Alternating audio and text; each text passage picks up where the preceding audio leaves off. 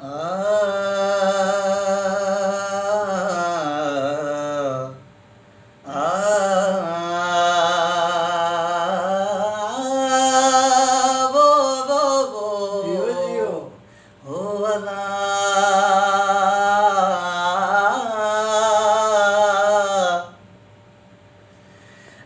वरी ओचितो आज वरी ओचितो हिक सोणे सायड़ी वई अख छात बिली सोणो हो सफ़ा सोणन जो हो नक कारे वगे सां कुहे पियो रुगी फत कन प्याशिक सिधो सीने में धक मारे वियो महरम चए। हिन कलाम लाइ ख़ासि फरमाइश सऊदी अरब जिद्दा खां हाजी बचल शाणी, एजाज़ खान शाणी, ताहिर चांडियो, साईं बख्श शाणी, अल्लाह ॾिनो शाणी, पाकिस्तान जा प्यारो दोस्त वज़ीर पंवर, दुबई खां एजाज़ जतोई ऐं सऊदी अरब जिद्दा खां प्यारो दोस्त यूसुफ रोदरानी साहब ऐं जेके दोस्त ॿुधनि था ॾिसनि था सघनि दोस्तनि जी फरमाइश मदीने खां ज़ुल्फ़कार शाणी ऐं जबल फ़कीर शाणी मोहब्बतूं मिठा। कई साल वई गुज़री खत बि नयो माणियो थई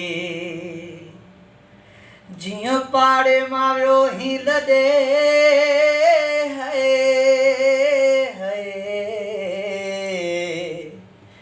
जीअं पाड़े मां वियो ही लॾे वरी मुंहुं बि न ॾेखारियो थई है अला कई साल वई गुज़री खत बि नयो माणियो थई जिथे मिलंदा हुआसीं ॿई उहे जायूं वीरान थी वियूं ॾिसी ख़ाली तुंहिंजा कखड़ा रोई अखिड़ियूं कयमि आलियूं रोई अखिड़ियूं कयमि आलियूं एॾा प्यार पिरी मुंहिंजा कीअं झट में विसारिया अथई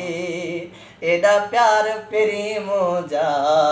कीअं झट में विसारिया अथई जीअं पाड़े मां वियो ही लॾे वरी मुंहुं बि न ॾेखारियो अथई है अला कई साल वई गुज़री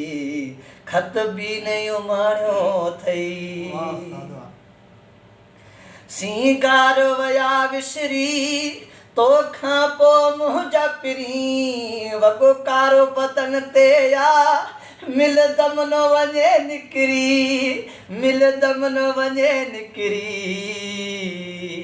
ओ सींगार वया विसरी तोखां पोइ मुंहिंजा पिरी वॻो कारो बदन ते या